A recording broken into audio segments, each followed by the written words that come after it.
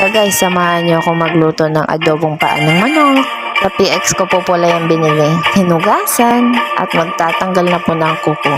Ako nga po pala si Abby, Disney Princess ng Taiwan. Charot! Oh ha, may pangiti pa nga. Nibi ako pala po ang paa ng manok dyan. Alam po, gusto ko lang. Ako po, inugasan ko ulit. Nilalaga ko po muna para mabilis ng lutuin. At magagayat naman po tayo ng sili. Kung taga Bicol ka, alam mo to, mahilig tayo sa manghat.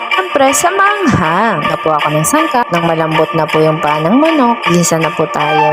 Nilagay ko na nga po ang bawang, sibuyas, luya. Sinabay ko na pong pagsaing. Nilagay ko na po pala ang sili. At nilagay ko na rin po yung paa ng manok. Naglagay na rin po ako ng paminta. Dahil nga po may toyo ako, i-share ko din po pala to sa paa ng manok. Lagay din po ako ng konting magic sarap para may magic. Lagay din po ako ng suka.